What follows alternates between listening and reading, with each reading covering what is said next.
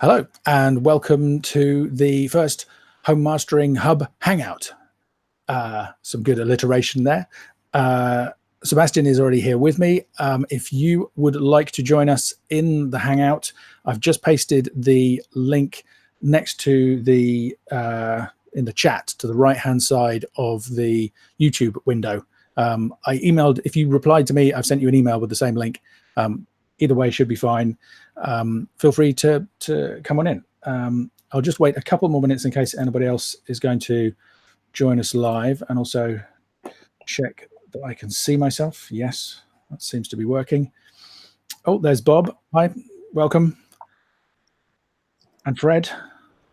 Firefox doesn't work. I usually get the best results with Chrome. If that's any help, or the Brave browser, which is basically the same. Should work with Safari as well. Oh, I heard a clunk there. Aha, Ed, how you doing? Hang on now.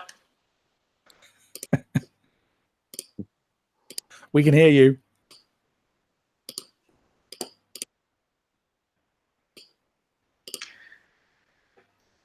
Hello? Hi, we can hear you. Can you hear us? Speak again. We can hear you. Can you hear us? Now I can hear you, yeah. Excellent. Hi. Thanks for joining us. Thanks. Okay, excellent. Well, I think we can just get started. Well, actually, no, let me just check the chat. I'll see whether Bob or Fred wanted to join us in the Hangout or not. I apologize if you guys can hear the sound of my fan going. It's extremely hot here, and there's no air conditioning in the UK. So if I don't have the fan, I will probably melt. In fact, I'll probably melt anyway. And I will also probably be dabbing my brow at various points, for which I apologize as well. But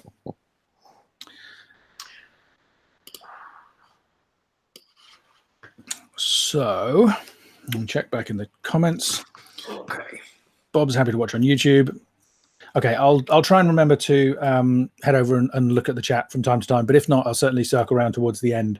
And as usual, I will answer questions from people who are here first, which is most of you guys. So let me find my list. And in fact, I will just restart quickly so we can make it look neat on. No, I won't, because it's the Home Mastering Hub and it's warts and all. And if I do that, you'll lose the chat, which might be a shame. So I will leave the messy introduction just as it is. And Bob is here, and his is the first question on the list. So I'm going to start with that.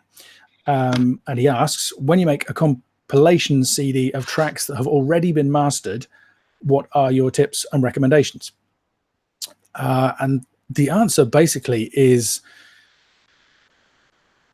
I do exactly the same as I do with any other project, except, I mean, it depends. If somebody's just given you a stack of CDs and that's, or files or whatever, and that's what you have to work with, well, that's what you have to work with. If it's for a record label, especially if I haven't worked with them before, I would always ask them, is there any chance that I can get, if this stuff is vintage, maybe it came off analog reel or wherever, or if I'm at all suspicious of anything that I'm hearing. Every so often you get something, and even though it's a WAV file, you think you can hear MP3 artifacts, or it's super loud, it's been really heavily limited already, and you wouldn't necessarily have expected that from the original release, or whatever it might be. So I kind of have my radar up about those kind of questions, but for the most part, it's just business as usual. And the weird thing about it is that then sometimes, maybe quite often, I'm turning stuff down. So I mean, that's an issue. So that depends. The first thing I do is take a survey of all the material, because if everything is loud, and I feel like there's, well, okay, so there's a couple of different types of compilation. Usually I remaster compilations anyway. Sometimes you're asked to do just a straight recompile, adjusting the levels. in which case that's all you do. Usually I'm doing EQ as well. If I'm doing EQ and the stuff is already very loud, that's probably going to push certainly the peak levels into clipping. And at that point, rather than leave it loud and add another limiter and keep everything loud, I would usually at that point pull the levels back. It depends exactly who the client is and whether I think they're going to react to that. But I mean, the classic example I remember is this, which is, oh, sorry, can you guys see that? Yeah, the deluxe edition reissue of Hopes and Fears by Keane. Lost my headphones. Where I was, the first disc is the original album, and a couple of bonus tracks from memory, and then the CD2 was a collection of BBC sessions. So John Peel, mainly the Peel sessions, Joe Wiley, some sessions there, and other similar stuff. And there was some early EPs that they did for a different record company that came before this album was released. And this one I really wrestled with because the original release of Hopes and Fears is pretty loud. I think it was a Sterling Soundmaster. And it's an interesting one because, you know, there's me going on about the loudness all the time. I never realized until I got into the mastering studio how loud it was mastered. And actually, in the mastering studio, it bothered me, but I've been listening to it on earbuds for years and not really worrying. There are kind of exceptions to that. If the other one that springs to my mind is the first Feeder album, where I always hated the way that it sounds and never thought to check how loud it was, and it was absolutely smashed, completely pulverized. Anyway, don't want to get too far off on a tangent. The point is, I agonized over that because I tried mastering the bonus tracks to the same level as the original CD release because I thought, well, it's a classic, right? Nobody's going to want me to, especially since I didn't have access to the master tapes. It was just, there's the CD.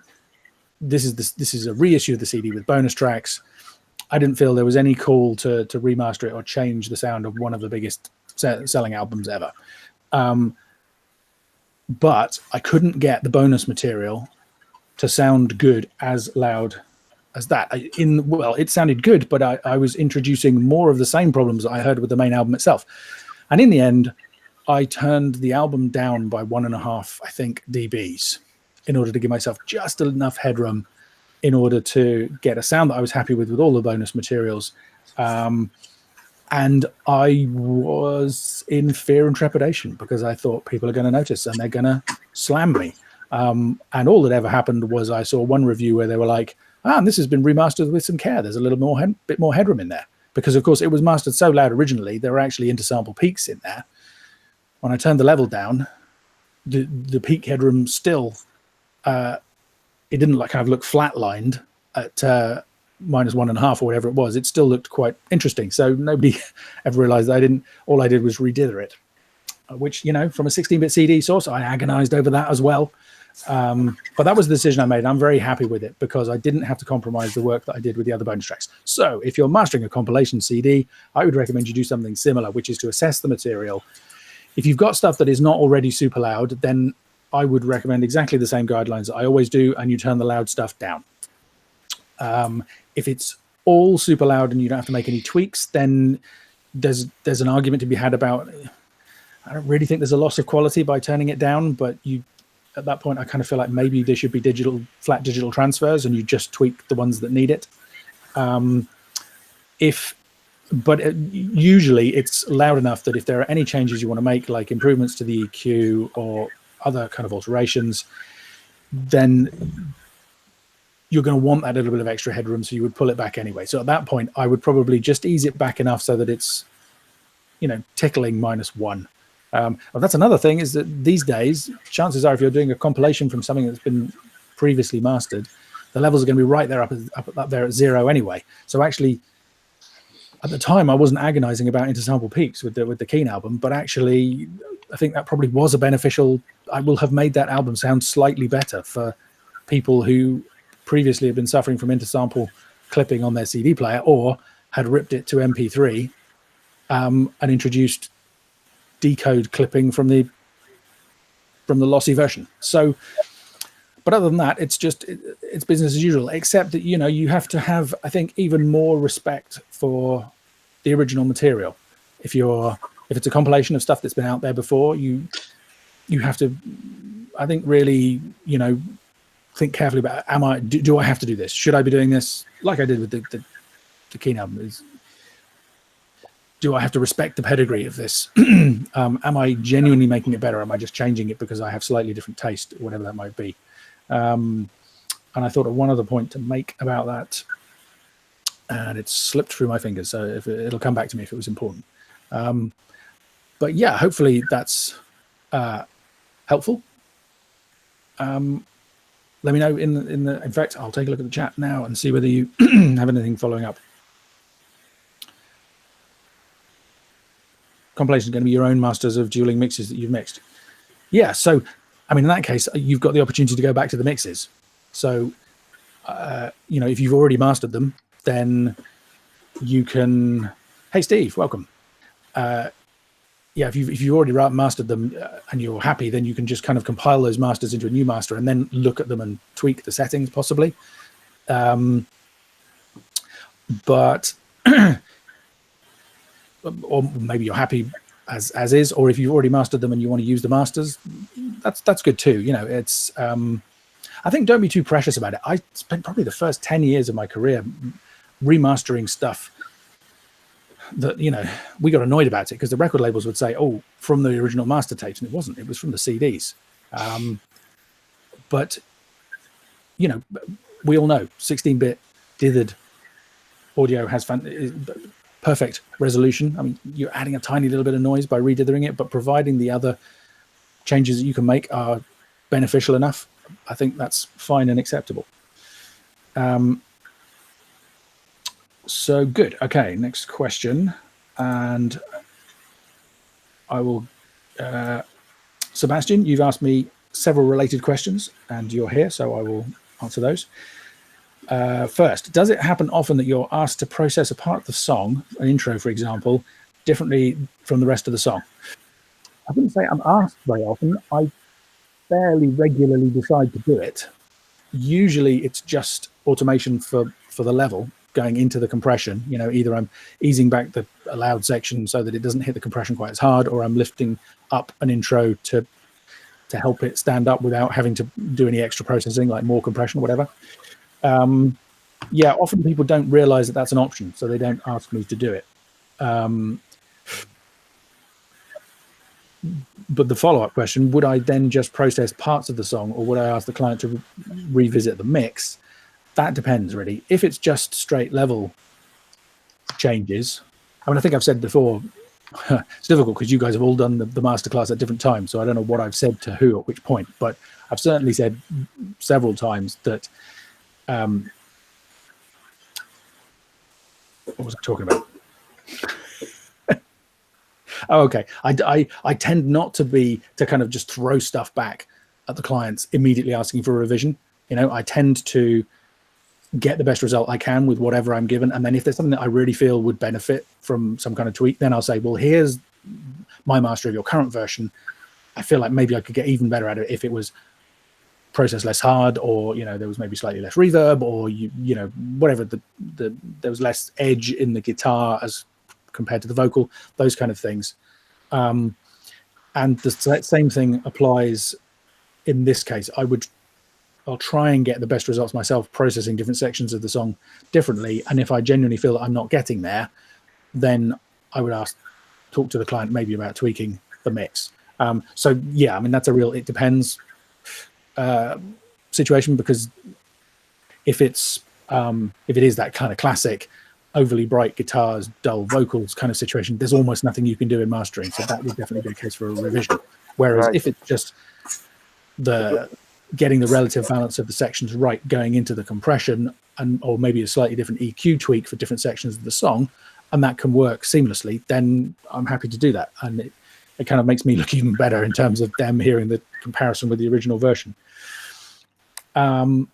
Is there an easy way in Wavelab to process different parts of a song without slicing the file up into chunks?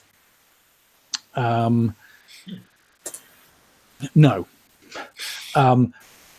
that's the way you need to do it in Wavelab. But it's a pretty good way, and it's a pretty powerful way of working. The only disadvantage is that, let's say you have a global EQ for the whole song, and then you kind of put in some razor blade cuts for one of the chorus where the ride cymbal is really splashy or something, and you put in a little bit of EQ just for that section to tame it. And then you think, oh, the whole thing needs a little bit more bass.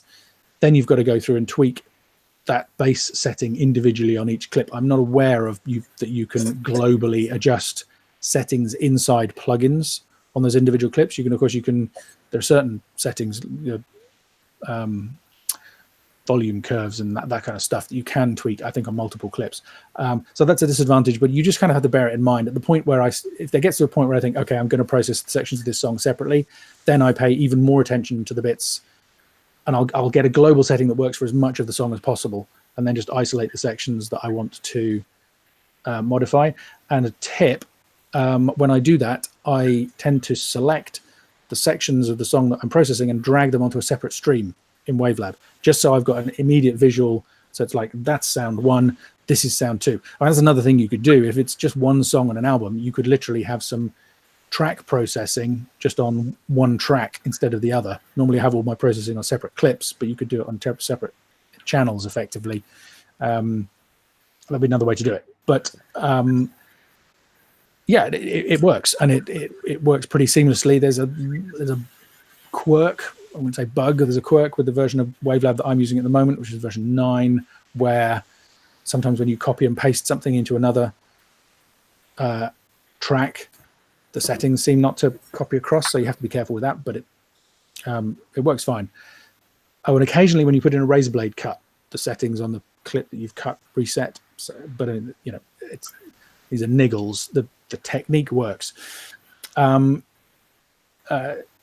Sebastian then says, can you find a way to merge the slices into one file after processing them differently? And the answer is yes. You just select all of them, and then in the export window, it's export single, and there's an option there, union of selected clips. And you can do that for different chunks of a song. You can do it for stems, if you have multiple stems, whatever. It will basically take everything that's selected and export all of that as a new single audio file. The other way to do it would be to export selected CD track. If you already put the start and end markers in for a DDP file, and you could just select that, and it should then, I think, pick everything up. But that works fine. So yeah, it's a pretty nice way of working. Yeah, somehow I feel guilty of asking you about Wavelab, but I couldn't find anything about the tutorials from their website. So there we go. No, it's Wavelab is a funny one. The manual is pretty good as far as it goes, but they're definitely lacking some specific instructions on certain techniques. There's a guy, I don't know if you found him on Facebook, called Justin Perkins, who's a mastering engineer who uses Wavelab a lot, and he's incredibly helpful. So it's worth looking for him, and he's always happy to help, and with some fairly obscure stuff. He's the one who got me sorted out with the metadata. Metadata in Wavelab is really, really powerful, but it's a bit of a nightmare to get set up. So yeah, he's definitely a good person to connect with. And then, so your last question, how would you approach mastering a large file, 30 to 45 minutes? I wasn't quite sure what you meant here. You said it's a video track of a theatre performance or a musical. Are you saying you want to apply different processing on the dialogue and the music? Is that what you mean? Yes. So what happened is I got like one long track without any slicing, because slicing would probably happen after I mastered the file. They weren't ready yet. That's probably life. And so I was trying to find a way to take care of the how we call it, the music separately, you know, per song, because sometimes there would be different singers, and so I was trying to do it separately, and the dialogues as well, which is, you know. So they supplied you with stems? No. It was just one master file. Right. Otherwise, I would mix it probably before I would master. Okay, sure. So at some point you have music singing at the same time, or is the Yes, so you would, sometimes it would be like singing and music, a stereo file, and on the same stereo file there would be dialogue continuing in a performance. So I would, if you've got one giant file or several giant files, I would bring them in, and the first thing I'd do probably, I might go for a global EQ setting for the whole thing, just to get the majority of it in the right ballpark. Then chop it up in the timeline so that I can process all the sections separately, and all of those sections should inherit the same basic settings. Or the other thing you could do is save the whatever settings you've got as a plug-in chain preset, and then just bring that in afresh every time. That would also work. And then I would do this, what I just suggested, where I'd kind of, if it was a music only, I'd have a music only track. I'd have maybe a music and vocals track, and then a dialogue track. Right. Because then you could apply global track processing if you wanted to all of them. You know, if the music generally is a bit dull, for example. I'm just trying to think whether the track effects are post-clip effects. So you'd have to bear in mind then that you were applying your EQ after the dynamics processing and stuff, but that's probably okay. And again, mainly for visual stuff, just so I can kind of go, oh, that's what that is, and that's what that is. I mean, if you've got a stereo file, then processing the voices separately from the music is not going to be possible, really. But probably mid-side EQ would be helpful if you felt you needed to. But then you can have entirely separate settings for the dialogue and for certainly for the music only tracks, and then maybe some kind of slightly hybrid situation for the music and vocals. Does that help? And then when you've finished, you can just do a Control A, I think, or whatever it is, to select all the clips in the timeline, or you can export the entire montage as one file. Yeah. And that would hopefully get you in. I was thinking about slicing it up and moving it, actually, but I was really scared that if I would by accident move one or the other clip a couple of milliseconds, everybody would be lost, and that was the reason. So what I did, actually, I did it. So I went to the spectrum view of the file, and I would erase the lows in dialogues, for example, because it would like thumping with the feet on the stage and stuff. I would just do it manually. So it took me a lot of time, though, but it was working. But I was just thinking about other ways. So well, you've just given me another potential idea, which is if you've got the latest version of iZotope RX, it's got that remix capability in it, where you can. It automatically separates kind of rhythm, vocals, bass, and everything else, and you can adjust those. I mean, if you had something that was, you'd want to be careful because it introduces artifacts. But if you had something that was really disastrous, you could potentially do a vocals only export, kind of create your own stems from that in order to really kind of dig in. You'd have to do some experimenting, and it would depend how bad. I think the problems would have to be bad to begin with to warrant doing that.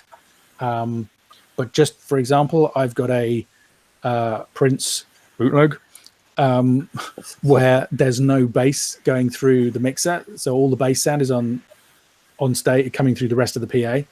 And I haven't actually remastered the entire thing because I don't have enough time for that kind of triviality, but I did an experiment where I tried using that function in iZotope to, I think, just to process what did I do? I did a pre-EQ on the whole thing, then adjusted the bass level in iZotope, and then a kind of post EQ to get the rest of the sound back without affecting, I can't remember. Anyway, that kind of stuff. There's some new technology and that will probably get better. Amazing. Amazing that they're able to do that. And just to go, yeah, absolutely. Just to go back to the your question about the clips in sync, if you hold down Shift, they won't move left or right. So you can just drag up and down, and it doesn't matter if your mouse. I mean, I would say that anyway, with a straight cut, not with a crossfade, but with a straight cut, where the Wavelab Snap to Edges feature is really secure. So even if you accidentally drag it out, if you drag it back and it snaps into place, you'll be fine. But yeah, you can hold down Shift to kind of help with any paranoia you might have about that. So sleepless nights, yes. Absolutely. What if? Sorry, say again. No, it's just what if, and then the oh yeah, no. Well, okay, but then what you can do is you can pull the entire original file in onto an extra track, time align the beginnings, and either just look at the waveforms or phase invert and do a quick null test. And if everything mostly cancels and it doesn't phase horribly, then you're probably fine. I mean, actually, even you can, if you started from the same original file, you can just look at the total running time, and providing that hasn't changed, you're probably fine. And the reason I came up with that trick is I do it myself. There's so another challenge is not what anybody asked in a question, but if you're a Wavelab user and you have a DDP and you want to export all of the files individually, including the pauses, there's an option in the export dialog where you can choose include pause after track. But then you have to go and you have to choose to export all CD tracks in group. And if you go to the tracks section in the montage window, you can assign group values to blocks of tracks. So if you just click A, if you click and hold and choose A, all of the songs initially will be assigned to the same group. And then when you do that, you'll get all of the files separately with all of the pauses retained. But whenever I do that, I always do a quick paranoia check where I bring everything back in and line it up with the originals and make sure that nothing's gone wrong. So anyway, yeah, it's... That's a very helpful tip. Thanks. Yeah, my pleasure. Ed, you haven't sent me a question in advance, but do you have a question you would like me to ask? And hi, Ian. Thanks for joining us.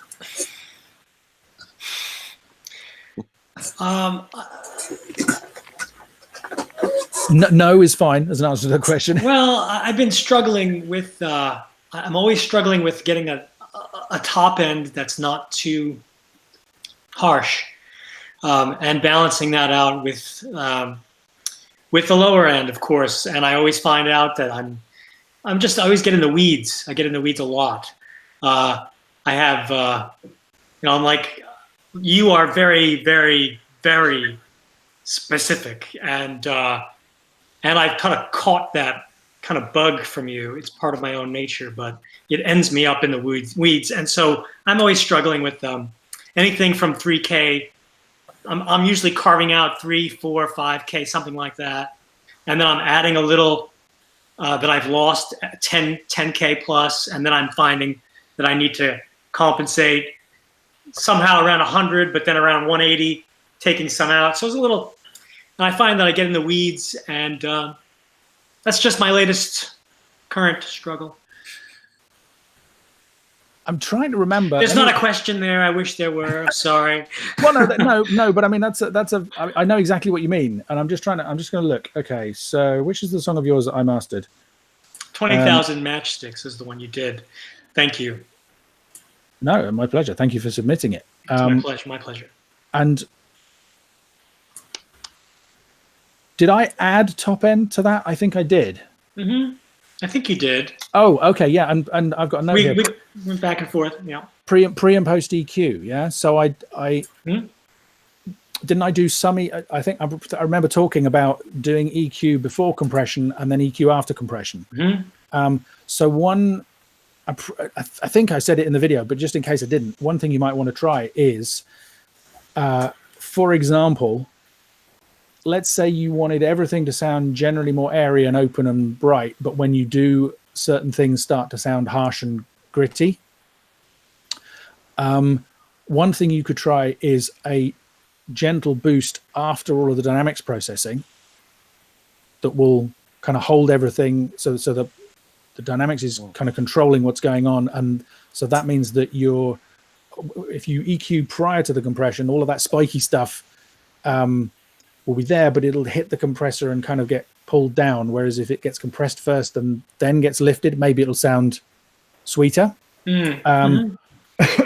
Or you could do the opposite and apply pretty heavy EQ boost going in, so that you get much more the equivalent would be pulling the threshold down on a high band of a multiband compressor. So then you'll end up with more compressed top end, and the whole thing will sound too toppy. But then you can apply either a band reduction in that high band of the high multiband compressor, or a post EQ to bring that whole top end down, and maybe some shave it. Other little gentle kind of shaping things. Because my impression of your stuff was that it's very dynamic. I think you're not using a huge amount of compression in the mix typically. I use a fair amount of compression, but for me, a fair amount of compression is like 2 to 3 dBs in a bunch of different places. Maybe on the vocal channel, for example, there's at least 2 compressors, probably 2, and then on the vocal bus, there's another one doing just a tiny bit. Where I ride the vocal, I'll do a lot of automation on things like that. But I've been experimenting again with, in the mixing phase, harder compression and compressing the lower end, the drum and the kick together, as opposed to the drum kit and the kick separately. So I'm experimenting with dynamic control, but I do have a lot of dynamics in my work. Yeah. I mean, I think that makes it more challenging, right? Because the more dynamics you've got, the more opportunity is for stuff to leap out. I mean, again, this is a bit of a tangent that nobody asked the question, but I think maybe one of the reasons we're seeing the current trend that we are in the way that things sound is that people are discovering that if they just slap a multiband compressor across their mix, everything gets a lot easier. But the disadvantage is it gets easier at the price of being much more heavily compressed and all the rest of it. So, I mean, things like vocals in particular. I mean, I remember there's one album, a Tina May album that I did that I mixed, as recorded and mixed. And there was something like 10 to 12 dBs of gain reduction on her vocal at some points. And it was using a Chiswick Reach valve compressor, which is a really nice compressor. And it sounds really compressed, but it just worked. So I think, I'm always banging on about not over compressing things, but it's a kind of a different thing in the mix versus the master. And I think I was about to say, maybe it's better done in the mix than in the master. You guys all know the caveats to that. But I think maybe it is. Sometimes. I mean, the other thing can be de-essing, not just for vocals, but for other stuff that has frequencies that jump out. If you've got a de-esser with a really tunable frequency bands or dynamic EQ, or spectral shaper, like Ozone 8 has I think it's called a spectral shaper, and I'll use that on the top from 3 to 9 or something. If there's a little brittle harshness maybe in the cymbals or some sibilant sounds that sort of come out, it'll just kind of tame those, which is nice because it sweetens up that. But I think the root of my evil goes to the vocals in the mix, which is where I'm going back, and I'm kind of trying to use less top end, in the vocal, like less adding 3K shelf in the vocal in the mix, knowing that downstream or upstream, I'm going to be using have the opportunity to add some top end in the mastering phase, because I usually don't use a multi-band compressor anywhere in the mix unless I'm having trouble with the bass. But I'm not a big fan of multi-band in the mix either. I think that can work. I mean, the key thing there is, in that case, you've got to have the balance with all the other elements. Because obviously, if you leave it to the mastering stage and then you add the whatever it is that you want in the vocals, and it brings out something in the guitar or the drum. Go right back down to the mixing. Yeah, exactly. But you don't want, and then you're back in the weeds. Yeah. So kind of two things occurred to me, and I've forgotten one of them. But the second one was, don't agonize too much I mean, the whole getting in the weeds thing, because I was reviewing I've been making summaries of the videos that I've done for you guys in the hub so far, and one of them, that's the other thing I was going to say. Sigador, who is here, but he's not on video at the moment, really likes Soothe. And I used Soothe in the second video that I did for the hub. And I really like it in really specific instances. I'm really cautious. I feel like it really is a Spider-Man plugin in the sense of it's really easy to overdo it. So we have great responsibility. But that, as an alternative to a de-esser, that might be worth experimenting with just on the vocals. But yes, looking at that second video of Red Sun, I just had the earbuds in today because it's been so hot here. I didn't want the amp on warming up the room. And I didn't want the HD 650s making my ears sweat. So I was listening on earbuds because I was just literally sitting there with the videos on fast forward, taking notes about what I talked about. And I got to the bit where on that video, I'm kind of obsessively tweaking because there's some harshness in the vocals there. And I kind of go in with these cuts and all the rest of it. And listening on these, I'm thinking, I can probably just about hear the difference between what's going on with those, but actually they all sound fine. Yeah. I recently got to that place where it's like how I learned to stop worrying and love the bomb, like that Kubrick film, it's just, and the differences you're making are in the last 2 to 5%. And who's going to notice besides me? 0 people. So I have, that's just me learning. That's part of the process. So just let it go. That's definitely part of the mastering journey. You start out, it takes you 2 or 3 days to master a song. And then over time you get better and better and better. And that time decreases. And then you get to the point where, and I think some of the stuff that distinguishes being more of a pro is just kind of instantly recognizing when you hear something, okay, I can take this that far and probably no further. And not agonizing about how far you can't take it. And then the technology comes along and gives you more options, right? So, with that Prince bootleg, it's like, well, that's the best it's ever going to sound until RX bring out the remix thing. And then suddenly it's like, oh, maybe we can get a little bit more bass out of this thing. So, yeah, it's, welcome to being a mastering engineer. That's what we do, is get lost in the weeds. And it's really hard because sometimes it is worth agonizing over that stuff, and you suddenly find, a little 2 dB cut here will make all the difference. But it's, I think at the point where it starts getting frustrating is time to stop. And then it's like, maybe come back another day and have another go. And if you still can't do it, maybe allow yourself one more go. But at that point, kind of say, okay, enough. Or the other thing is just to kind of stop and then go and listen somewhere completely different. Listen in the car or on a pair of earbuds or through a TV or whatever it is.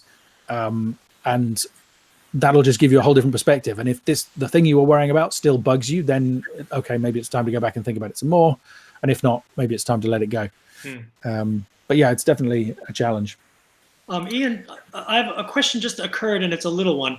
Do you ever use makeup gain when you're compressing in the mastering phase? Because sometimes I find that the goal is to tame a peak, to turn a level down in a certain frequency range.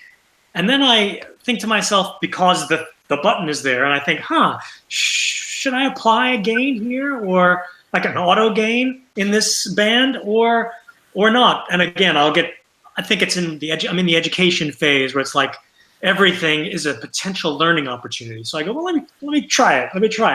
And I thought, I'll ask Ian, because you're right here. So absolutely. Yes, sometimes, but not usually, because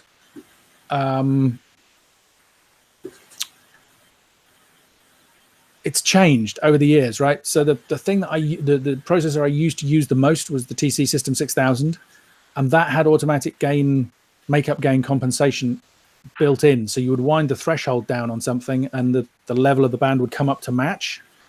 So at that point, I was kind of using it without thinking about it. And then I left SRT. SRT closed. I didn't have access to the 6000 anymore. So I started experimenting with plugins to find replacements, and I started using the Melder production ones. And I don't think they did have automatic makeup gain. FabFilter doesn't have automatic makeup gain, but I don't adjust the thresholds that often. Or if I do, it's usually a threshold and a ratio thing. You know, it's like harder ratio, higher threshold. So the overall amount of gain reduction probably sounds the same. It's just a different type of gain reduction.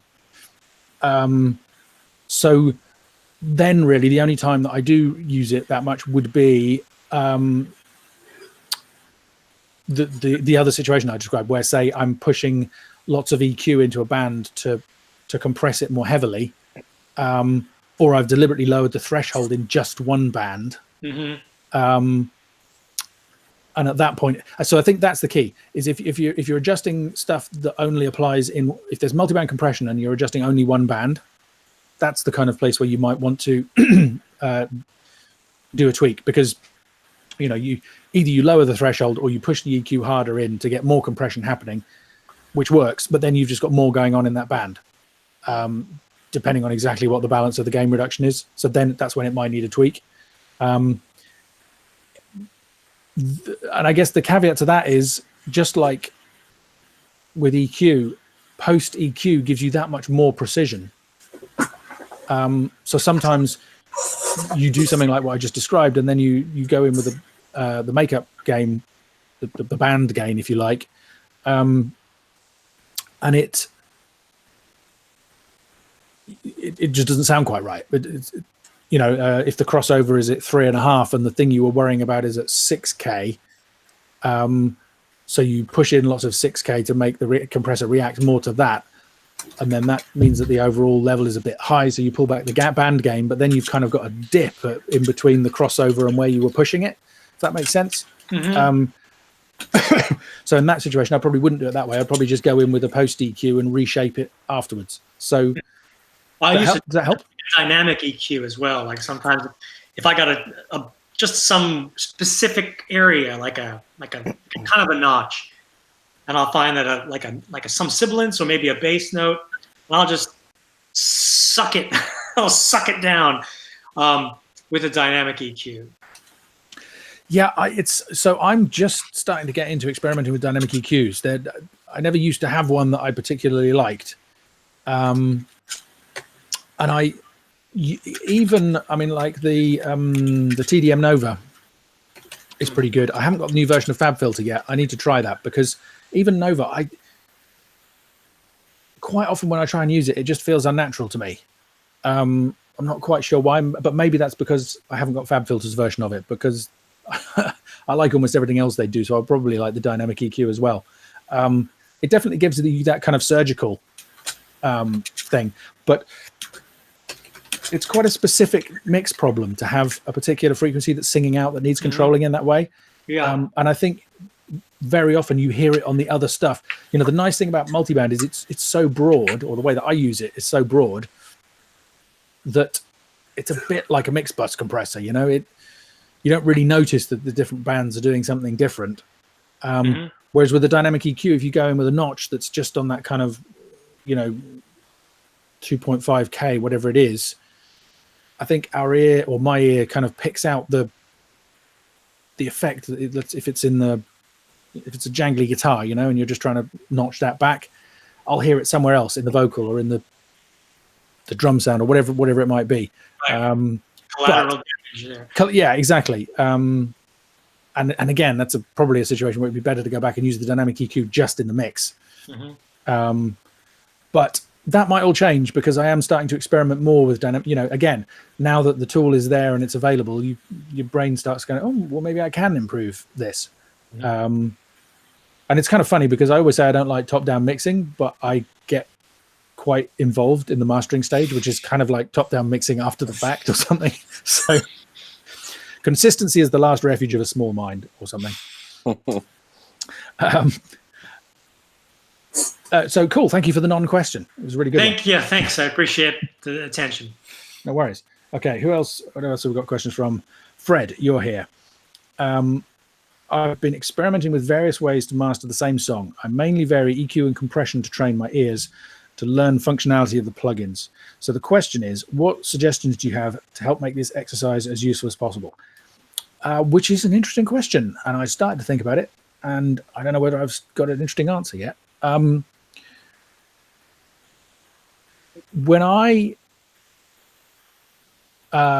we had to find a new mastering engineer at SRT when Nick Watson left, and Simon Murphy had been working as a mastering engineer at a different facility nearby, and applied for the job, and I was basically given responsibility for figuring out whether he was going to be a good fit or not.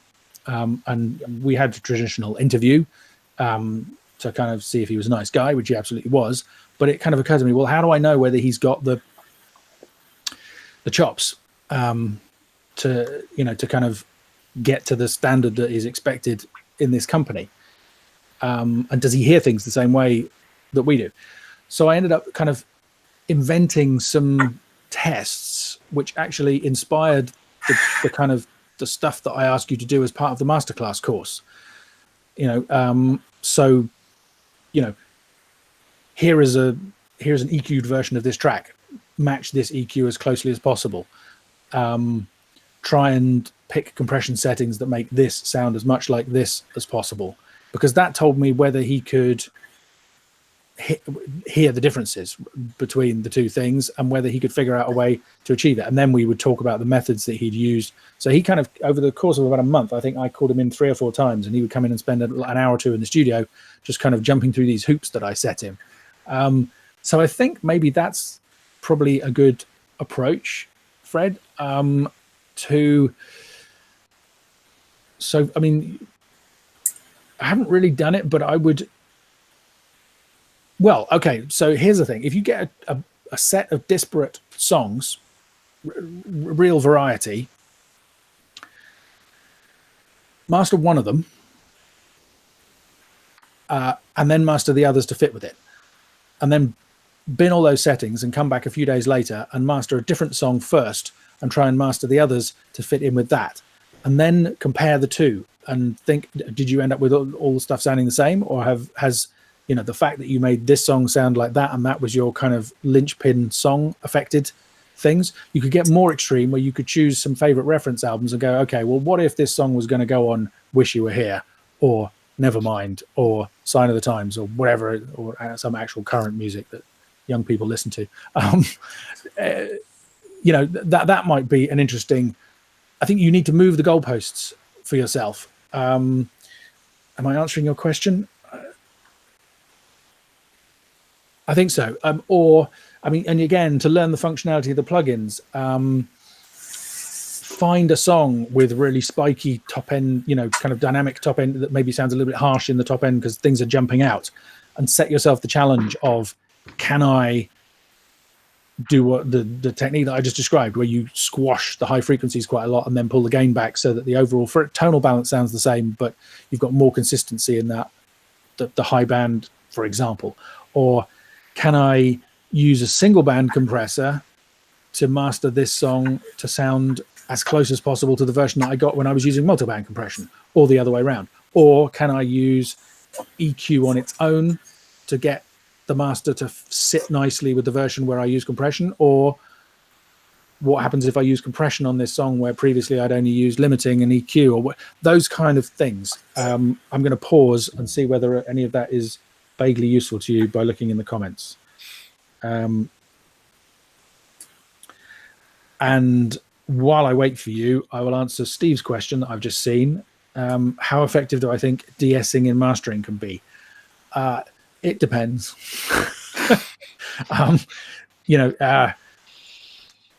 There are, like, the same video that I was talking about that I did for the Hub, where I was comparing Soothe and a de-esser on Red Sun, the second video that I released. I think in that case, I probably decided that I preferred the de-essed version better, even though Soothe probably was doing something a bit more sophisticated, maybe. And in that case, it did work and achieve. What I tend to find with de-essing is it'll give you a few dBs, and if that's enough, then it's probably great. And anything beyond that is probably going to affect everything else in the mix so much that it's just not going to work. It's going to start chopping into drum transients or cymbals or whatever. You can use it in mid mode only. Sometimes will help if you're using it as a de-esser on vocals. But I mean, it's never as effective as going back and adding a de-esser to the mix. So, I think the answer is sometimes it can be great, and quite often it not. Quite often it will achieve what you were looking for in terms of the de-essing, but the energy seems to drop. And somebody pointed out to me once that Damon Albarn from Blur has a whistle when he's that thing he's got quite a wide gap between his front teeth. And actually that's part of the way that he sounds, and if you kind of start focusing on it and obsessing about it, you might decide it's a problem, but actually it's just part of the tone of his voice. So it's rare that I use de-essers in mastering. And I'd say about 50% of the time when I try, it doesn't work. So hopefully that helps. Fred says, yes, those are great ideas, helpful. I started the Hub reviews by trying to match your master, then went to do my version and then compared to yours or Bob's. Yeah. Good strategy, as well. I don't know what I suppose is referring to, Steve, but that's fair enough. I can see another comment from Steve. Drum/kick more like Brower. I guess you're commenting there on what Ed was saying about how he compresses the kit in terms of whether it's the whole thing together or the drums and separate. I've never tried the Brower thing. I guess I kind of have, because I tend to bus things a lot and will use might use a compressor on a bus but he has those specific kind of different types of processing in buses. Actually, I think that's fine. I get that confused with the Andrew Sheps thing, where he kind of has a multitude of buses and everything compresses everything else, and that to me explains why a ton of his mixes just sound like mush. Sorry.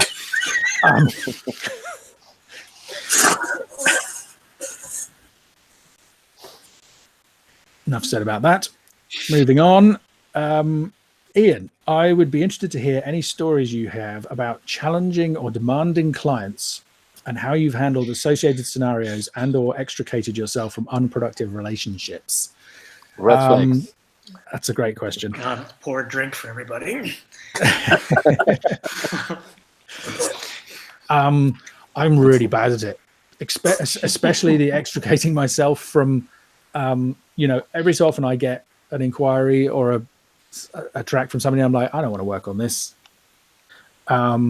So I do all the stuff that you kind of do. I kind of say, I'm not sure whether you're quite ready for this, and I don't know whether I'm the best person to work on it. And then I give them a really high quote. And for some reason, quite often those are the people who really want to work with me. So, the good thing about that, okay, so there's a thing, is always charge them lots of money. Because if you're trying to fire someone, the easiest way to fire someone is to get them to fire you by becoming annoyingly expensive.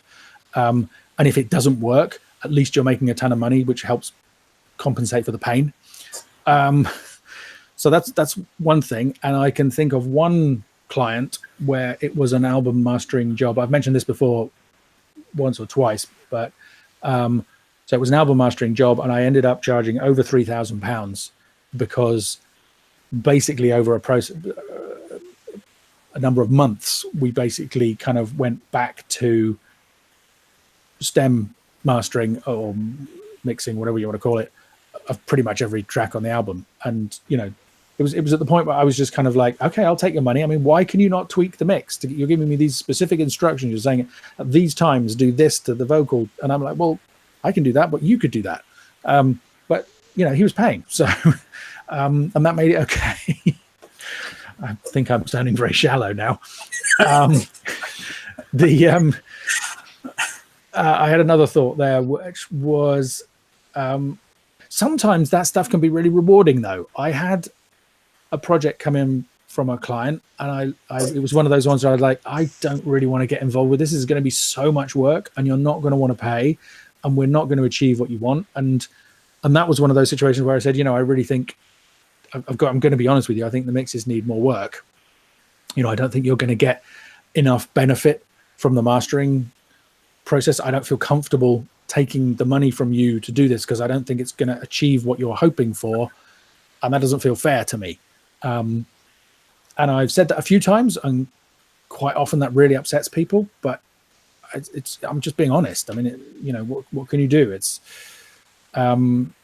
because typically what happens with these people is if you're not that blunt, they ignore the hidden subtext of you really shouldn't be doing this and focus on the bit where you're being nice and polite and just kind of, okay, great, let's go then. So yes, and so I gave him the whole, and he came back. He's like, "Thank you so much for being so honest. You're absolutely right. I'll go back." And he went back and did a ton of the tweaks that I had suggested, and came back, and they were better. And we ended up with some kind of 3-stage process where he sent me the whole album to be, because it was sent one track to begin with, and that was enough for me to know that I didn't want to do anything with it. But I gave him a listen to the whole album and gave comments. He went through with the end, because he was a musician and he was working with an engineer. They went through and did a whole ton of revisions and then came back to me again. And then I did my best mastering it, but hit them back with another set of comments of like, okay, if you want to take this to the next level, I think we should do this, this, and this. And they did that as well. And then we had a master that I was basically happy with, and they listened and were like, oh, we still want to tweak a couple of these things there. And again, I didn't charge. It's not like I upped my rate. I just explained that this is going to take way more hours than a typical job, and therefore, I give them an estimate. I said, I think I'm probably going to cost this much, but it's difficult to say until we really get into it. But he accepted it. He was happy, and we ended up with we turned this thing that was really a bit of a mess into something that was in really good shape. So it was a really satisfying project in the end, and he was delighted. And I think he learned a lot along the way. So it was really good. So am I answering your question? I think the worst one is the client who knows how bad he or she is and wants you to fix it for them. Right. Right. And just is like, so they can hear the problems, but they don't accept responsibility, and they want you to fix it because it's, they're kind of like, oh, can we do this? And I'm like, no, because the mix was shit. But you can't say that to them. So it's like, well, maybe, and that's how it goes. And yeah, I mean,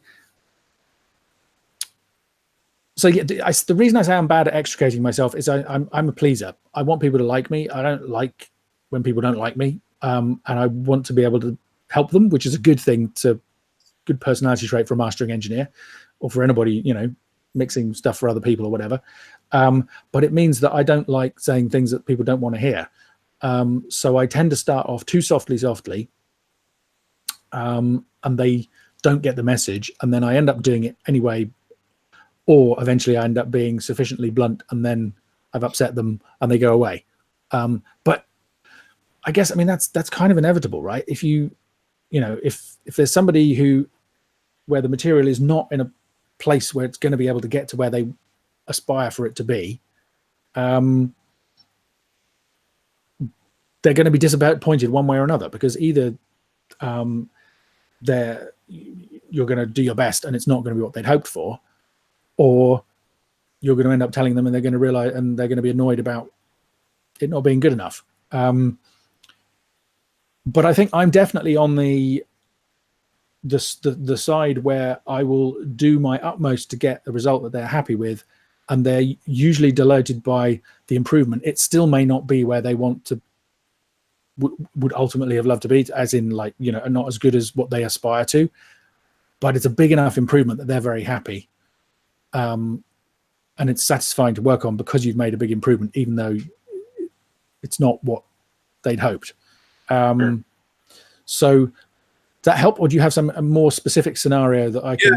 Yeah, no, I mean, I will say generally I've been lucky to deal with clients that I really like working with. I had one just pop up, email me a month or two ago, who I did a project with a couple years back, and it turned into an absolute kind of nightmare of, revising mixes 3, 4, 5 times and remastering them. And yeah, I said, hey, look, I'm going to bill you for the time or the remasters or whatever. And they're happy to do it, but it became a big drain for me energy wise to kind of keep trying to revisit these things and keep making similar improvements. And so I got this email from them recently and kind of went, oh no, what do I do? And luckily I just kind of said, hey, I'm about, a month out. I'm really busy right now. Let me get back to you. And I kind of haven't heard back yet. So I'm letting sleeping dogs lie there. But yeah, I mean, I guess just my follow-up would be, I'd be curious, in those scenarios, I mean, I usually charge a flat rate. So in those scenarios, which I think you do the same, maybe? I have a flat rate for an album, yeah. Yeah. So in those scenarios where you listen to something and you go, oh, wow, this is going to be a lot of work, do you just quote a higher flat rate, or do you come back and say, I need to assess this at an hourly rate once we get through and I kind of understand what it's going to take? So I don't advertise my prices. So everybody has to ask. So usually I have already told them, usually the first thing is, oh, hey, we'd like you to do this for us. How much do you charge? So I've typically told them, an album costs whatever it costs. So I don't have the, ideally it would be like, oh, well, send me the stuff and you listen, you go, it's a nightmare, and you quote them 3 times as much. Okay. So, but that's not what I do. Maybe I should. But actually no, because I mean, specifically, it's like, I'm not super expensive. It's like I discovered the other day that Metropolis charged 3 times what I charge per song, which I was startled by, because I knew that Abbey Road charge about half as much again to me, or maybe twice as much. And that kind of, I felt quite comfortable about that. Anyway, but even so, my prices are a lot higher than some people expect. And so that's a useful first stage. It's like, oh, hey, how much do you charge? And it's like, well, this. Oh, I'm really sorry, we can't afford that. It's kind of, whereas if I just said, oh, well, send me the stuff, then I might spend half an hour kind of reviewing all the content on an album and deciding, okay, it's going to be 3 times my normal rate, and they would never have even paid the normal rate, let alone the expensive rate, right? So I think that's an efficient way to do it. So yeah, if you get the stuff through, and I mean, one of the problems is quite often things don't jump out at you until you're in the master. Oh, crap. There will be a brief pause while I wipe my keyboard. Damn. Talking about bad clients, huh? Yes. Getting excited and waving my hands around. But I have a question to Ian. Well, hang on a second, because I was. Oh, go on. Well, go on. About Ian from America, I guess. Yeah. Oh, yeah, Ian Stewart. Yeah. Yes, Mr. Stewart. That's how I know you, Mr. Stewart. But did these improvements, all revisions, did the mix or the master get much better because of that, or not really? I was just curious. I don't know if I would say they got much better. I think it was more the types of revisions that they were doing were, like amounts of reverb and delay or background vocal levels. So it was very artistic stuff where the artist was hearing it mastered and then deciding that she didn't like the way it sounded. She didn't like the mix, which to me, if they had spent more time really dialing in the mix, it wouldn't have been a problem, and I would have mastered it once. Right. So yeah, to me, I never got the impression that it was something that I was doing was impacting the mix in a negative way. And they certainly didn't give me that feedback. It was, oh, I've changed my mind about what I want the mix to sound like. So we're going to change the mix, and then, So the mix would get different, not better. Yeah. Yeah, because I had a very similar story lately, and I was thinking about it and figure. I was thinking actually about two things that I could do with the client was or educate them because they are really like doing the circles, or advising them, if it gets any better, if it's worth it, the money they pay, because even we know all that even the biggest hits in the world, they had some sonic mistakes or errors, or they were imperfect. So that perfection, of the client, sometimes, we also as a mastering engineers or mixing engineers want to be perfect as well, but we know it's so much work that all we know that we're going to spend another 10 hours that will probably result in nothing. But Right. but Very- our yeah, clients, they very- don't.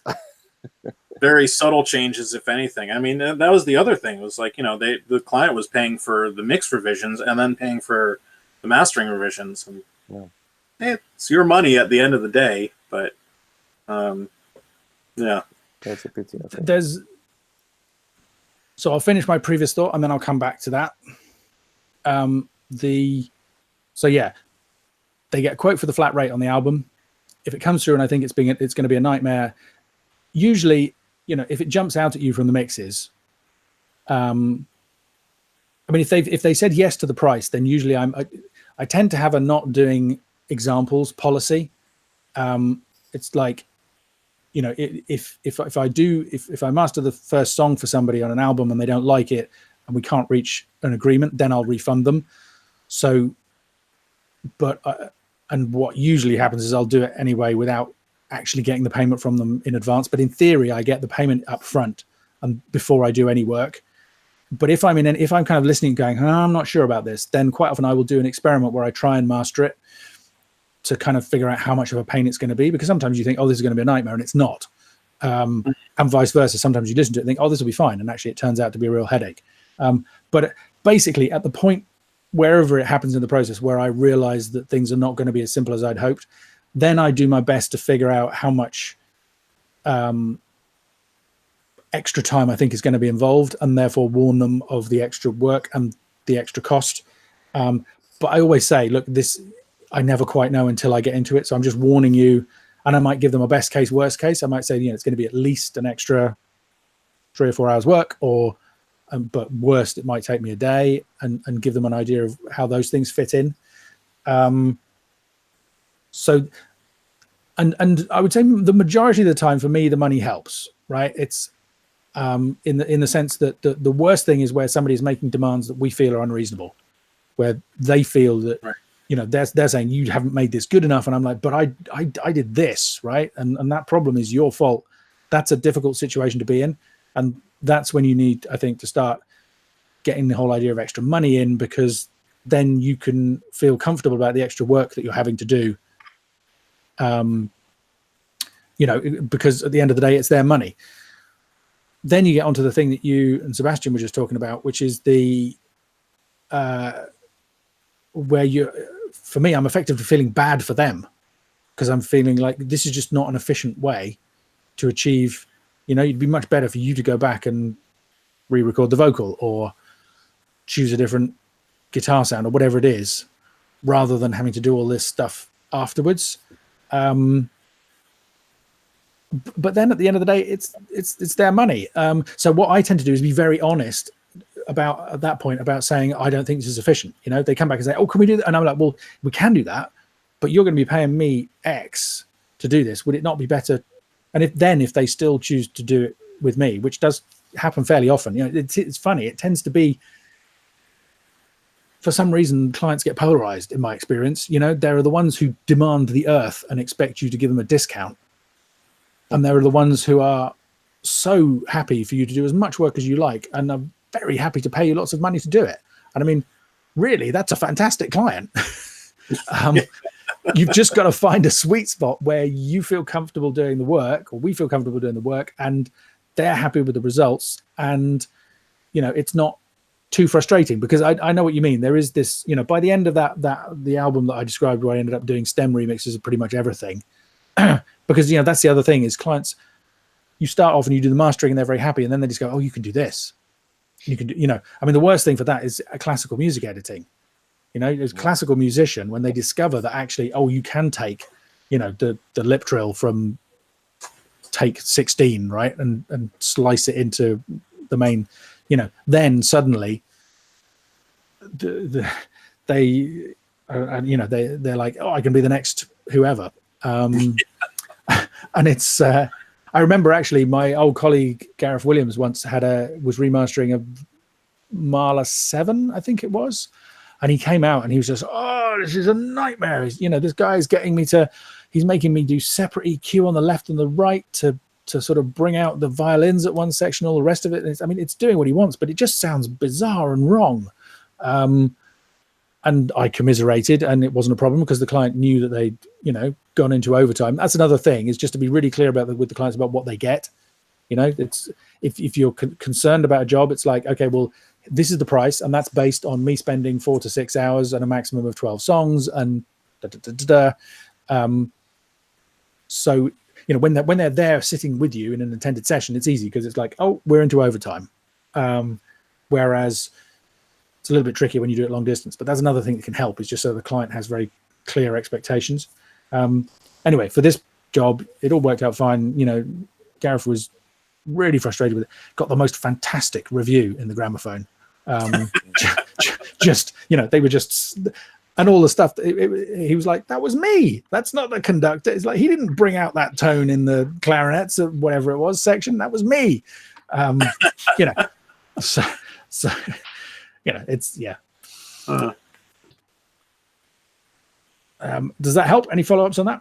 Yeah, absolutely. I just, and this, try and keep it quick. So when you give your initial flat rate quote, do you give the caveat of this includes so many songs and this many hours, and that kind of gives you a leg to stand on if you have to go back and say, look, this is really going to take more time?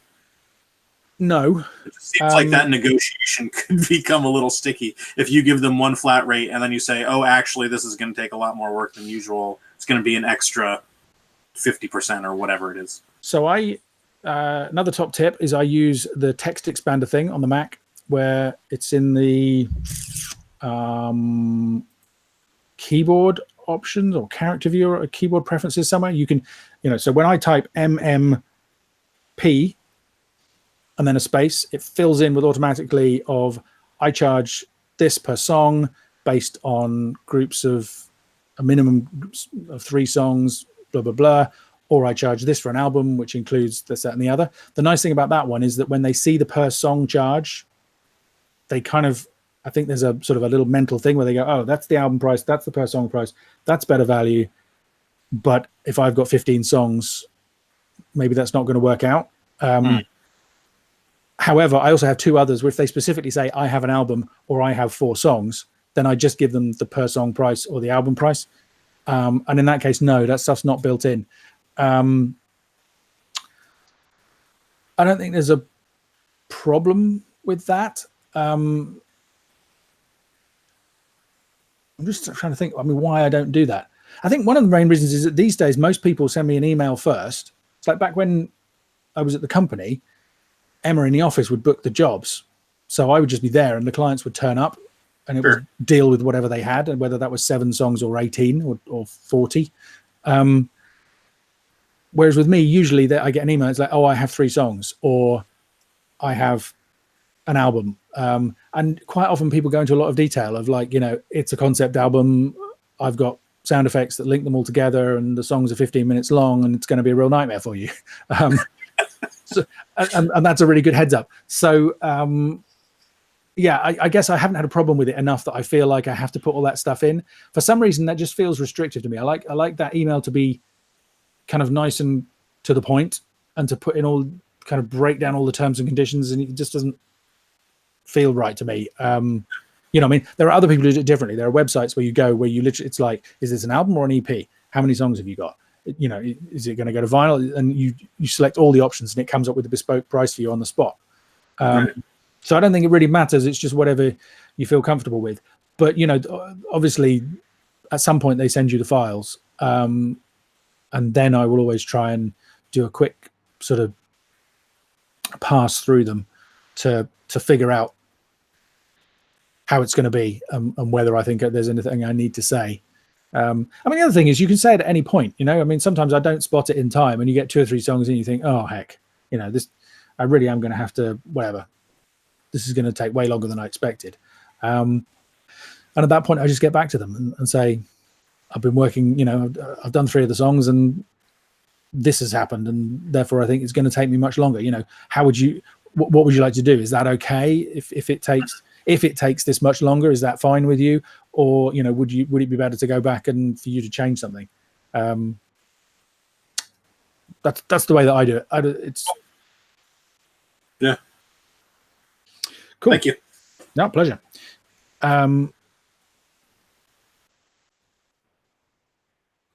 Steve, on the Jake and Miraz, he has details in the fabric. There's a bit of that prominent consonant and S thing, but it sounds like he's whispering and works. It's not enough to DS and clamp down on. Yeah, I mean, I've never been a big de-esser, either in the mix or the master, to be honest. And sometimes every so often a client will kind of come back to me and go, oh, it sounds a bit S-y now, and I listen and think, oh, yeah, maybe I should have done that. You know, everybody's slightly different. I think the big thing for me with de-essing is quite often it takes a lot of the energy away. So de-essing is probably one of the most common mix revisions that I might suggest. Actually, I guess because I don't like doing it in the master, it's like because I feel like it really is better done in the mix. And quite often it's a fairly straightforward thing to do in the mix. So hopefully that helps. Steve is laughing at the classical thing. Classical musicians are the worst. I mean, they're fantastic, but they're the worst. Okay, I think that is all the questions, unless anybody has any other follow-ups or anything else they would like to ask. Check my list. Oh, strange characters in my file from where I was drawing the keyboard. Hopefully it's just like plain water. It'll be fine. Fred and yeah, good. Oh, go on. I was just going to say one thing that it occurred to me earlier. I don't know if you've tried. You have Ozone 8? I don't have Ozone 8 yet, no. But I'm in the beta program, so I could probably get it. I got it somewhat recently, and I just was playing around with the Master Assistant. And one of the really neat things that it does, irrespective of whether or not you like what the EQ does, is it'll analyze what the limiter is doing and put a dynamic EQ before the limiter to help deal with some of the, if there are particular frequencies that are making the limiter react, it'll address those with the dynamic EQ before it hits the limiter. Oh, that's cool. And I've found myself using that on a few projects where I'll run the Master Assistant, I'll do all the processing that I want to kind of get it sounding the way I want, and then I'll run the Master Assistant and I'll bypass whatever EQ it comes up with and just use that to get a slightly smoother limiting. Interesting. Mm. When did Master Assistant come in? Is it in Ozone? I think I've got Ozone 7. It's not in 7. It was introduced in 8. Okay. Oh, might be time to upgrade then. So, yeah, dynamic EQ came up earlier, and that was just one thing that kind of occurred to me. It's a very quick setting, so it's acting sort of like a frequency specific limiter, basically. Yeah, no, that's cool. To just get the limiter to react in a less aggressive full band way. And I suppose the thing if you put it in the end of the chain after everything else you've done, how often does it agree with you? Does it kind of suggest all these wild changes that you're like, no, that's wrong? Or actually, does it tend to be little tweaks that you just ignore? Not usually. It kind of depends on how you set it, right? So it's got different aggressiveness or modes or whatever. Mm-hmm. And if you kind of set it somewhat gently, you're kind of telling it like, look, I don't want you to do too much EQ, and this is kind of the level I'm aiming for. It'll just help get the limiter set right, and usually the EQ moves that it'll do are subtle enough that I go, yeah, that's okay, but I don't want it. But it's not like a Oh, whoa, what? Yeah, well, that's So- what you'd hope, right? If they've done their job right, it's like, And if I've done my job right. well, yeah. No, I take that as a given. It's, cool. Yeah, no, I should. I'll have to look at it. I've never really. I don't know why Ozone has not, because it's a very capable tool, and it's not like I have any particular objection to it. For some reason, it's just. I think maybe I don't like all-in-one tools, which is ridiculous because 9 times out of 10 these days I'm using FabFilter limiter, FabFilter multiband compressor, and FabFilter EQ. So that's like having an all-in-one package, and then I just add in other things as I need to. But yeah, for some reason, but I should definitely investigate Ozone more because it's been a long time since I really used it. Yeah, prior to 8, I would pretty much just use the limiter. Mhm. Like, I really didn't use the other tools that came with it that much, and I had Advanced, so the limiter was its own module. And recently I've been, if I want to use that limiter, I'm not using Pro L2 or whatever else. I'll find myself just putting the whole package on because I can run that and get that kind of intelligent dynamic EQ, and then I'll just take everything else out. Yeah. But usually the settings it comes up with it's usually just EQ, then the dynamic EQ and the limiter. And unless there's something really wild going on with dynamics, it usually skips compression. Right. At least in the scenarios that I've used it, which I'm guessing, I've already got dynamics pretty well dialed in. So it's saying I don't need to add any more compression here. Might be interesting to compare it with what you've done in terms of dynamics, just to see whether it's any good or not. But yeah, and what do you see? I've never even really used the limiter because if anything, I find the Ozone limiter too transparent. In the sense that in the past, I've said this again at various points over doing the masterclass. I quite like a bit of something in the limiter. So when I've experimented with the Ozone limiter, I'm pushing it up, and then I think, well, is this what's this doing? And then I disable. I'm like, oh wow, oh no, I hate that.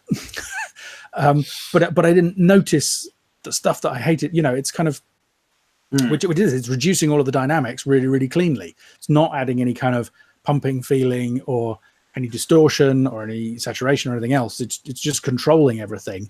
And I think I'm being slightly unfair because I think what I'm saying is I tend to overuse it, maybe looking for that kind of sound that I expect from other stuff that I've used. But it's, do you find that, or do I need to dig more into the settings? Yeah, no, and in a way, I guess that's probably why I often go to it. If I'm really happy with the sound I have, and maybe I'm doing a teeny bit of clipping on the way in, either through my A to D, or maybe I'll use some other clipping, a little bit of clipping before it. If I'm really happy with the sound, and it's like, okay, I just need the extra level now. To me, it's a go-to way to get just a very clean extra couple dB. Yeah. The other thing is, I always will send people my kind of preferred level at first, but if they come back and say, hey, I want this really hot, I usually go, okay, I don't think it's not, I'll tell them all the reasons why I think they shouldn't, but if that's what they want, ultimately I'll say, okay, here you go.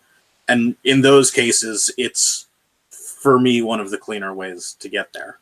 And which settings do you use out of interest? You want a screenshot? Yeah, absolutely. No, I a lot of times I'll start with, I think it's IRC4, which also does its own, IRC4 does its own kind of intelligent multi-band analysis internally. Mm-hmm. But I guess that's another nice thing about it is, like Pro L2. Pro L2 has all these different settings that you can experiment and very quickly get an idea of how the sounds differ between them. And the different IRC modes in the Ozone limiter do have a different sound, and some of them are closer to clipping and a little crunchier, and others are much cleaner. And so I'll come back to that because I was going to say that's one of the things I don't think Ozone has is a kind of a soft clipping type thing, but it sounds like maybe one of the limiter settings would have the right effect. I want to say it's maybe IRC2. I don't remember off the top of my head, but yeah, one of them, if you adjust it the right way, basically does effectively clipping. Right. Yeah. Now that's cool. And the reason I'm interested in your settings is I literally got that at the moment. I've got a client who's come to me. He told me he was doing a shootout and he paid me for the track. But I was in a shootout with about 5 or 6 other mastering houses. My master was the quietest. He's tested it with loudness penalty. He's decided to go with me. Yes, fantastic result. But he's like, out of interest, how would this sound if it was a couple of dBs louder? So I sent him that, just adding an extra couple of dBs in the Pro L2, which is what I was using. And the thing is, normally I don't do what you're doing there. It's like, if people want it that much hotter, then I just kind of say, well, no, that's just not what I do. You know, I think you'll get a better result from somebody else. But right. There's a little thing in my head that's saying right now, he's saying, yeah, I'm happy with your master and it's fine to be dynamic and all the rest of it. And I just wonder whether it's going to get to the end. He's like, can we push it a little bit more? So actually having a super clean way of doing that probably would be how I would justify that to myself, because it's the music is cool and he's really nice. So I think it'd be great to work with him otherwise. And hopefully I'm going to win. You know, he's going to love the dynamic version, and because I sent him the version with a couple of extra dBs in the Pro L, and I think he agrees that it's not quite, you know, it's not a huge. That's the other thing. I mean, it was really interesting for me just in the hub video working on Ken's track, that EDM tune, where I did that comparison where, you know, he was like, so my master of this was basically, I think, was it 6 dBs of gain into the Pro L, and I did my master, which was, you know, all my usual stuff, and then comparing them, it's like I preferred my version, but it wasn't like some kind of horrific night and day thing, you know. I mean, I was quite startled as to how much gain reduction could be achieved with the Pro L and it not to be horrendous. And incidentally, have you guys seen, I'm going to share this at some point on Facebook and all the rest of it, but the new Skrillex songs, the videos for them are just the songs playing back in Ableton.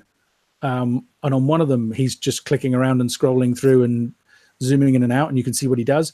And I don't know about whether he always used to work this way, but right now he basically has the L2 on the Pro L on every track in his mix bus, and then on the master output, I think. So there's that mystery solved. It doesn't sound good. Limiting on. Yeah. Well, and, you know, limiting on percussion sounds with like 8 dBs of gain reduction. I mean, it's crazy. Anyway, we don't have to do all that again. You guys know how I feel about that. Cool. Okay. Well, it's 11:30 here now. So I think unless anybody has anything else, I have just one thing. Okay. All right. Just because it's you. I'm so sorry. That's fine. I was just curious because I know you have a set of speakers, BMW. What's the name of it? BMW, right? B and Bowers and actually they don't like B&W anymore, so they're Bowers and Wilkins. Yeah. Right. Is it the only set of speakers you're mastering on in your room? In this room, yeah. Okay. Because you know, it is for me very difficult when I master on one set of speakers. Mm-hmm. Whenever I get in the car or put headphones on, or I hear things that I'm like just going back and forth, basically, to my studio to tweak the mix or master. So I'm really astonished that you get such a great results with one set of speakers. And I was, of course, it's experience. I understand that, but another question that I want to relate is how long it took you to really understand your speakers in your new room. Basically, maybe that's okay. So, I mean, one thing to say is that it's just the way that I was taught. So I had one set of speakers at SRT, which were the B&W 801s, the really massive ones, and actually, no, that's not true. I also had a pair of NS10s, but really I would just flick across to those. The NS10s were quite useful for mixing, but it was mainly to kind of give the clients something that they were more familiar with. But the speakers you have in your studio, these are basically hi-fi speakers, right?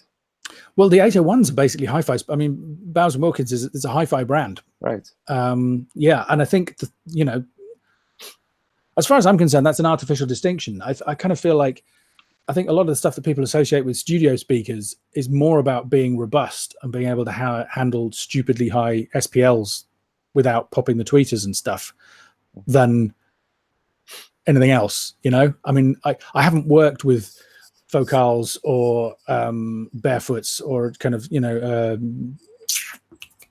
there's another brand. What other brand that Bob Katz has got these days? Dynaudio. But my impression is that they also sound really good. You know, I think speaker technology has come on a huge way since I started out in mastering. I think back then, affordable speakers did not typically sound anywhere near as good as affordable speakers do these days. So anyway, that was the way that I was trained. In this room, it's just out of necessity. I mean, it's not big enough to have multiple speakers, and I don't, you know, kind of have the budget to get tons of different models. How long did it take me to adjust? It didn't take me. See, this is the thing. These speakers I bought for my 30th birthday as a gift to myself, and I didn't expect to buy them. I went to the place in Cambridge. They had a whole range of stuff, and I was, you know, I explained that, and I was convinced that I didn't want Bowers & Wilkins for my home speakers because I just thought I'm always going to be comparing them to the studio speakers, and they're always going to be lacking. But I spent several hours there listening to all my kind of favorite stuff, and I was like, well, these sound the best. And I said, well, okay, how much more would I? And he said, you've literally got to spend about 10 times as much to get a real significant improvement. And I did listen to the more expensive speakers, and I agreed with him. And actually, I didn't quite like them as much. Forget which model they were. So that's what I got from my home system, and it's always astonished me how close they sound to what I was used to in the studio. You know, I mean, they don't have that really deep sub, but they sound very similar. So there wasn't much adjustment because they sounded very similar to what I used in the studio anyway. I'd been listening to them at home for years. So at the point where I pulled, it was just like, well, what do I have that I can use in this room?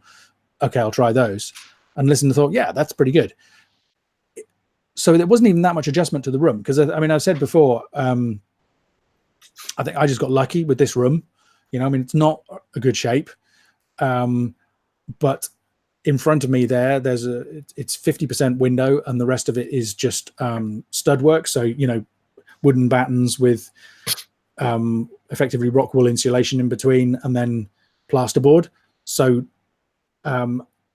that's a pretty, I think basically this room acts like a bass gun. I think it shoots all the bass out onto the cricket pitch. And that's a good thing. I mean, who knows? There's a window at the back there. There's a door over there. There's a cupboard, which is full of paperwork that might give me some free bass trapping. Anyway, it sounds way better than I expected it to, based on the dimensions and the size of it. But it also sounded like crap until I put the acoustic treatment in. So basically, you know, I mean, I remember the day the paint job was finished, I couldn't resist pulling all the stuff in here to start listening to it. And it was like, oh no, it sounds terrible. And then I put in the acoustic treatment. I was like, oh, it sounds okay. I didn't waste all that money. I have a usable space. And then I was surprised at how good it sounded. I was listening to all the reference tracks, and it was, you know, there was the kind of tweaking the speaker positions and all that kind of stuff. And then I was like, okay, well, that sounds pretty reliable. And then I just started using it, you know, initially just for assessing stuff that would come in to see whether I was going to go over to Gareth's place and use his room, and playing around, doing doing demos, because that was the thing I was really struggling with. Was somebody would say, is this going to benefit from mastering? And I'd be able to say, well, yeah, I think so, but it's hard to say how much. Or they would ask me for a demo, and I was still doing demos at that point. It's like, well, I don't want to go all the way over to Gareth and book time in his place and stuff just to do, because, you know, you either had to build up a backlog, so you had like 5 or 6, so it was worth doing that, or you do one and it really wasn't, and then they wouldn't want to go ahead with it anyway. And So that was the kind of motivation. It was never a plan to use the room seriously. So really, it wasn't a case of adjusting. It was a case of learning to trust it, right? Because it got to the point where I was like, well, I think this is good. If everything else I've done, all of that sounds good, why would other stuff that I'm doing not sound good? If it sounds good on the 650s, and if it sounds good at the other place, and I took stuff over to Gareth's place, and I would master something from scratch here and from scratch there, and compare the two, and come out, and it'd be, you know, a gnats apart. So yeah, it took months for me to, you know, these days I'm pretty confident if I hear a problem, it's in the track, not in the room. And that was my concern, right? Is that, you know, I would hear some kind of weird out of phase. I remember I listened to the John Grant album, something Green Ghosts, is it called? And it's got these wild toms that they're not in anti-phase, but there's kind of real out to the edges sound, you know, that real kind of, and I'm listening going, is that how they sound? Or is that my room or the speakers interacting with the room or whatever? And I fired up the new gen visualizer with the frequency dependent correlator, and sure enough, boom, tom hit, down it goes, negative phase. And I was like, okay, I'm actually hearing it. So it was kind of that, you know, over and over and over again over a course of months, and sort of loads of paranoia. And it just got to the point where I was like, well, actually what I'm hearing is completely reliable. And I just lucked out with this pair of speakers. They just sound way better than they deserve to for the price. Right, because which model is it? They're either 601s or 602s, and I always opt for the wrong one. Because I just heard 602s at a friend's place. They're actually pretty not expensive secondhand nowadays. No, and they have beautiful upper mids. Actually, they sound so smooth and so transparent. Yeah. And that was the reason, actually, I was thinking, I shouldn't buy it because they're sounding too good. Well, no, that's the thing, you see, is that if stuff sounds really good on them, then it sounds good. Right. And if stuff sounds bad on them, it probably because it sounds bad, you know. And that's the mark of a really good speaker, is it doesn't flatter things. I mean, they have a really sweet top end, and they have quite. I mean, I like fulsome bass. I went to Nick Watson's place, Fluid, in London, where he's got PMCs, which is another one that a lot of mastering studios are using these days. And they sound great, but they have a really dry, clinical bottom octave. And I think if I was using those, I'd be tempted to overdo it all the time. So for me, they work, you know, because I have that tendency, because I like to have that clarity and that space in the top end, and I like the bass to sing. That works because I can do it, and I know I'm not going to overcook it. You know, I think the risk would be that I would end up going for a Smiley kind of EQ, and that doesn't happen. So they work in that case, and they might not work as well for other people, but they're insanely affordable secondhand. So it's kind of, I feel like if somebody's got a chance to get a pair for, I mean, either the 601s or the 602s, one of them is a legend. It's like you Google it and it comes up and it's like, oh, this is a legendary B&W speaker. And I've got the ones that aren't.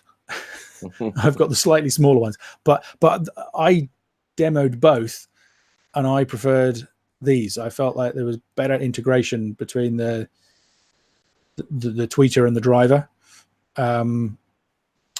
For these, and it, you know, I keep thinking, oh, I should upgrade and get some focals or whatever, and I keep coming back to, but is my work going to improve? You know, probably not. I'm still picking out faults that my clients don't hear, and I'm still beating shootouts done at the top London mastering houses. How bad can they be?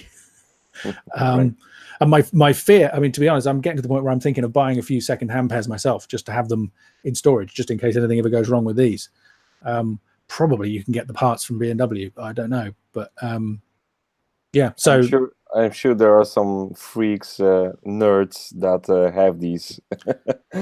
because they're very, very still. They're pretty. Everybody wants to have them, so they're available secondhand, but they're also gone very quickly. Yeah, that's right. No, I think they're a well kept secret. Probably is the and I think there's an extent to which you kind of there's a little bit of me that feels like, well, I shouldn't be having speakers that are 20 years old that are hi-fi speakers that I bought for my home use. And I just keep kind of going back to, well, why not? But do they wear out? I mean, the lows, for example. Hopefully not. Yeah. I mean, I think speakers do. I mean, it's a Kevlar cone with a rubber seal around the edge, and I mean, rubber, eventually perishes. So I guess they will eventually, but not yet. All right. That's my hope. I've seen absolutely ancient speakers, even with foam surrounds, not even rubber surrounds, that are still going strong. So I think in a lot of cases, those mechanical parts would outlive us. It's probably true, especially if you don't abuse them. Yeah. I don't run these super loud, and I listen a lot with dim, and I mean, the other thing is these days, somewhere between, it's only 30% to half of my time is spent mastering, because I'm doing the plugins and the courses and the website and the podcast and all this kind of stuff. So they're getting they're not being abused. So hopefully they will. I love them. Hopefully they'll survive. I mean, I slightly, every so often I put on one of those old recordings, and it's like, because at SRT they were, just because of the design of the studio, they were up, so they were angled down towards me. They would tower over you, and the 801s are huge, and the bottom end on them, I mean, it was just extraordinary. And occasionally I kind of miss that larger than life thing, but also you have to be careful with that, because most people don't listen on speakers like that. And it's, back when I had them, that was an adjustment that I made. I imagine if I went back to them now, I would probably have to kind of go through that reverse process of kind of reacclimatizing myself to the slightly larger than life sound of them. But yeah, there you go. Thank you. No, my pleasure. Thank you very much, gentlemen. Enjoyed that. Good fun. Hope there was something useful in there. And if you guys are watching the replay, I hope, there was some interesting stuff there. I'll just one last check on the comments. Yeah, Steve's saying he's got A77Xs and a little bit worried about having such a smooth top end. You're mixing too bright. I mean, then it's all about, okay, so I don't have multiple sets of speakers in here, but I do listen elsewhere. I listen on these, I listen on the 650s, I listen in the car. I listen on a pair of the successors to these, which I can't remember the number of, that I don't like as much, but I've got a pair of those in the lounge. That's occasionally where I listen to stuff. I listen sometimes on just out of the speakers on the iPhone, so, and I've said this before, but my procedure then is, if something that I thought sounded great in here sounds wrong in some way out there, then I come back and check. And if I hear the same thing in here, once it's been kind of brought to my attention, then I'll probably address it. But usually it's just a property of whatever it was that I was listening on so far. Right. Okay, cool. Thanks, guys, I know it's late for some of you over there in Europe. Thanks for hanging around, and keep sending in your submissions, because let me look at the list. I've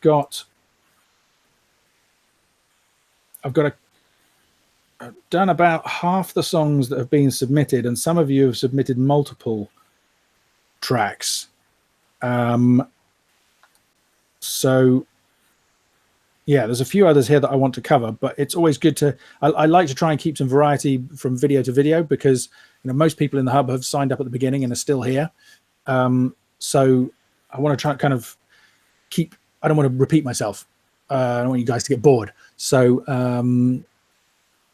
yeah, by all means, and don't feel like, well, I submitted a song 11 months ago and you're never going to do it, because the last song I did, or the one before, the ambient track, was the third song that ever got submitted. You know, I deliberately started out with the more straightforward genres, and I'm kind of now getting to the bit where we can be a bit more esoteric, because we covered a lot of the, you know, the more normal stuff. So yeah, keep them coming, because that's what keeps it interesting and allows me to do useful videos for you guys. So that's it. That was video number 12. I hope you enjoyed it. Let me know what you think in the Facebook group and on the forum on the website. And I'll see you for another video soon. Thanks for listening.